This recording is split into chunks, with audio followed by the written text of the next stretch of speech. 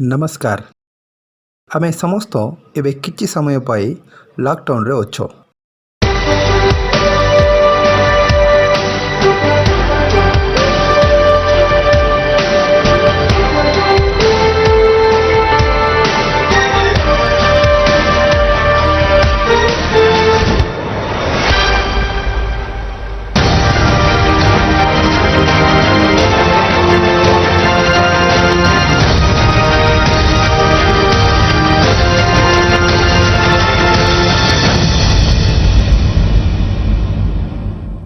Morning headlines to breaking news. Including children and women for health purposes. Towards the end of his message, he underlined the fact that do not come out of your houses because he has taken note of what happened on the 22nd of March.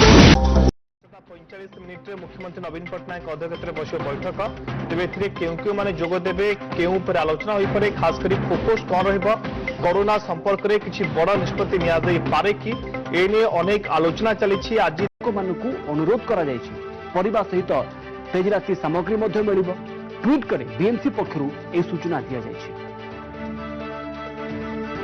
दि किंतु आज से bus stop दृश्य बदली आज से bus stop रे खोली परिवा दुकान ठीक भाव में पिंधार कौटे ना कौटे आवश्यकता रही लगातार भाव न्यूज 7 माध्यम अपील करूँ समस्त मास्क पिंधते मास्क सेटा नुहे प्रकृति आपको से सुरक्षा जोगे दे पारिबो नाही।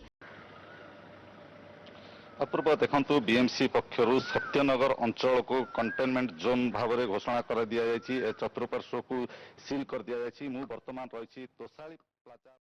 आमे समस्त एबे किछि समय पाई लॉकडाउन रे अछो।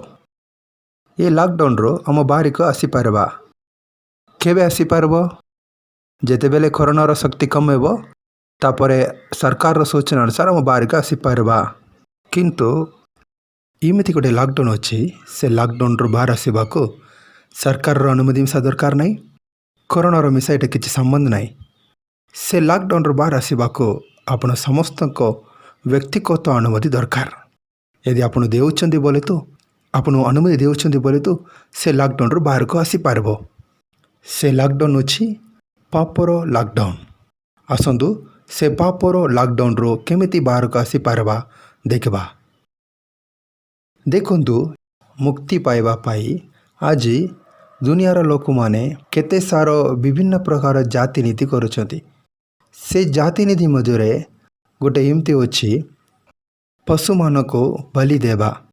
ये पशु मान को बलि देवाटा अभ्यास बाइबल रो आगर कालटो अच्छी आमर इंडिया देशर मिसा ख्रीष्टपूर्व 450 पर्यंत आर्य समाज लोग पशु मान को बलिदान देथिले तापरे धीरे धीरे कमे गला। इमिति जाति नीति आज मिसा इंडिया रे केते जगह रे अच्छे केते जगह रे केते लोक माने पालन करुछंदी काहेकि रक्त बिना पापर मुक्ति मिली पारबो नहीं कि हाँ रक्त बिना पापर मुक्ति मिली पारबो नहीं। रक्त बिना पापर मुक्ति मिलिबो नहीं। पापर अर्थ दंडनीय अपराध अटे। पापर दर्मा हेउछि मृत्यु। जने पाप करतिबा लोक मरबाक आवश्यक नहेले तार पाई निरपराधी लोक जने जामिन देबार अछि तांकर जामिन द्वारे से मुक्ति पारबो। पवित्र शास्त्र रे लेवी पुस्तक रे ईपरि लिखाई जाइछि प्राणीर प्राण तार रक्त रे अछि से रक्त को अपन पापर प्रायश्चित पाई बलि देवा पाई मु तुमको कहिले सेमती लिखा जाइछि। प्रभु यीशु मसीह ये पृथ्वी रे आसीबा पर्यंत पशु माने जामिन रूप रे बलिदान रूप रे थिला। प्रभु यीशु मसीह पृथ्वी रे आसिला परे प्रभु यीशु तांकर निजर रक्त द्वारे आम समस्त को पापर जामिन देले।